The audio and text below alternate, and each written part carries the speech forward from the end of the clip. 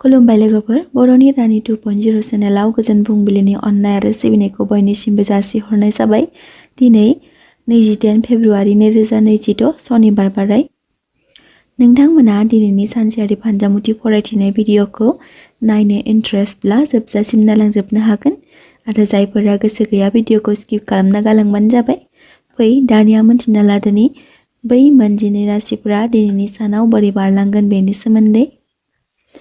गिबि राशि महरै मेष राशि। राशि बादियै गोसोआव फोथायनाय बांगोन, गोसोखौ खुसि मोनखांगोन। बेफार फालांगियाव एसे एनै जेंना नुजाथिनो हागौ, जायनि थाखाय गोब्राबै नाजाथाबनाया गोनांथि। नखरनिफोरनि हेफाजाब मोननो हागोन। सावस्रि बिथिङाव गोग्गोयैनो बारलांगोन। खामानि फारसे गोब्राबथिखौ सहायनो गोनां जानो हागौ। बबेबा गोजान जायगाफोराव दावबायनो थांनो हागौ। मेष राशिफोरनि दिनैनि खाफाल गोनां अनजिमाया जादों 9 आरो 1 आरो खाफाल गोनां गाबा जादों गोमो। वृषभ राशि। राशि बादियै सोलोंथाइ फारसे मोजाङैनो बारलांगोन। खामानि फारसे सुखुयै बारलांगोन। जुलि जानायफोरनि थाखायबो मोजां सान। गोजाम लोगोफोरा नखराव मानिबा थाखाय फैनो हागौ। सावस्रि फारसे सांग्रां थानाया मोजां। गोसोखौ गोजोननाय मोनखांगोन। वृषभ राशिफोरनि दिनैनि खाफाल गोनां अनजिमाया जादों 6 आरो 2 आरो खाफाल गोनां गाबा जादों गुफुर। मिथुन राशि। राशि बादियै नोंथांमोना दिनैनि सानाव एसे एनै रागाजों दावराव दावसि सोमजिखांहोनो हागौ। सोरबा लोगोनि मददजों राङारि बिथिङाव आय बांहोनो हागोन। सावस्रिया गोग्गोयैनो बारलांगोन। बांद्राय खामानिनि थाखाय गोसोखौ असान्ति मोनखांनो हागौ। सोलोंथाइजों सोमोन्दो थानाय खामानिफोराव हेंथा सोमजिखांनाय नुनो मोननो हागौ। मिथुन राशिफोरनि दिनैनि खाफाल गोनां अनजिमाया जादों 5 आरो खाफाल गोनां गाबा जादों गोमो आरो गोथां। कर्कट राशि। राशि बादियै जायखिजाया खामानि बिथिङाव जौगानाय मोननो हागोन। खामानि फारसे सोलायनाय मोननो हागोन, जायजों खस्थ'आ बांगोन। जिउनि लोगोनि सावस्रिया मोजाङैनो बारलांगोन। जानाय लोंनाय फारसे सांग्रां थानाया मोजां। कर्कट राशिफोरनि दिनैनि खाफाल गोनां अनजिमाया जादों 2 आरो 6 आरो खाफाल गोनां गाबा जादों गुफुर। सिंह राशि। राशि बादियै गोसोआव खुसिया साग्लोबसारगोन। नखराव अनज्लायनाय फैगोन। धोरोमजों सोमोन्दो थानाय बिथिङाव नखरनि खामानिफोरा थाबथानो हागौ। लोगोआरिफोरनि मदद मोननो हागोन। केरियार फारसे मोजां। सिंह राशिफोरनि दिनैनि खाफाल गोनां अनजिमाया जादों 1, 2, 4 आरो 5 आरो खाफाल गोनां गाबा जादों कमला गाब। कन्या राशि। राशि बादियै गोसोआव फोथायनाय बांगोन। खामानि फारसे गुबुनफोरनि मदद मोननो हागोन। आय बारायहोनो हागोन। सावस्रि फारसे नोजोर होनाया मोजां। बिदा फंबायनि गेजेराव एना एनि सोमजिखांनो हागौ। केरियार फारसे मोजां। कन्या राशिफोरनि दिनैनि खाफाल गोनां अनजिमाया जादों 5 आरो 6 आरो खाफाल गोनां गाबा जादों निला आरो गोथां। तुला राशि। राशि बादियै बिमा बिफानि सावस्रि फारसे जोथोन लाखिनाया गोनांथि। सोरबा लोगोनि मदद मोननो हागोन। खस्थ'आ बांगोन।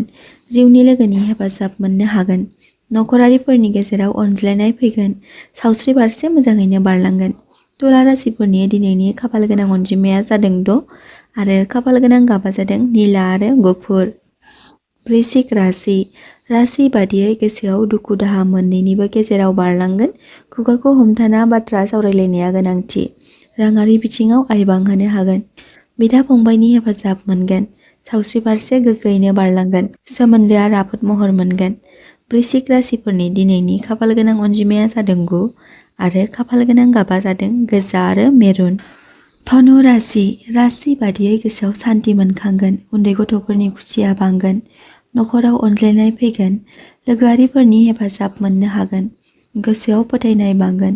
जानाय लोंनाय फारसे सांग्रां जानाया मोजां। खायसेफ्रा लोगोफोरनिफ्राय हेफाजाब मोनगोन। केरियार फारसे मोजां। धनु राशिफोरनि दिनैनि खाफाल गोनां अनजिमाया जादों 3 आरो 2 आरो खाफाल गोनां गाबा जादों गोमो आरो कमला गाब। मकर राशि। राशि बादियै बयजोंबो बाख्नायजानाय मोननो हागोन। धोरोमारि खामानिफोराव गोसो जगोन। नखरनिफोरजों बहाबा बेरायनो थांनो हागौ। जिउनि लोगोनि सावस्रि बिथिङाव गोग्गोयैनो बारलांगोन। बहानिफ्रायबा धोन मोननो हागोन। केरियार फारसे मोजां। मकर राशिफोरनि दिनैनि खाफाल गोनां अनजिमाया जादों 8 आरो खाफाल गोनां गाबा जादों निला। कुम्भ राशि। राशि बादियै मेलेमनि सान्थौजों खामानि मावलाङोब्ला गोसोखौ खुसि मोनखांगोन। गोबां खस्थ' खालामनाया गोनांथि। गावनि रागाखौ हमथाना सोलिलांनाया मोजां। गुबुनजों बाथ्रा सावरायोब्ला सानै हयै सावरायलायनाया मोजां। गोबां फैसा खामायनो हागोन। कुम्भ राशिफोरनि दिनैनि खाफाल गोनां अनजिमाया जादों 4 आरो 11 आरो खाफाल गोनां गाबा जादों नीला। मीन राशि बादियै गोसोखौ मुखुब मोनखांगोन। नखरनि जेंनाफोरा गोसोखौ सान्ति खालामखांनो हागौ। बे बिथिङाव नोंथांमोना गावखौ जोथोनै लाखिनाया मोजां। बांद्राय खोथा बाथ्रा सानद्रायनाया मोजां नङा। खामानि फारसे मोजाङैनो बारलांगोन। थासारिया गोग्गोयैनो थागोन। मीन राशिफोरनि दिनैनि खाफाल गोनां अनजिमाया जादों 3 आरो 4 आरो खाफाल गोनां गाबा जादों गोमो आरो गुफुर। दिनैनि सानसेयारि फान्जामुथि फरायथिनाय भिडिअखौ जाय बिथांमोना जोबजासिम नायजोबलांबाय बिथांमोननि थाखाय आंनि गोसो गोरबोनिफ्राय हाजासे अननाय आरो सिबिनायखौ बावहरनाय जाबाय। आरो बेजों लोगोसे नोंथांमोना सोरबाफोर बर'नि रानि 2.0 चेनेलाव दिनैसो गोदानै फैदोंब्ला बर'नि रानि 2.0 चेनेलखौ साबस्क्राइब खालामना लाब्लानो जाबाय।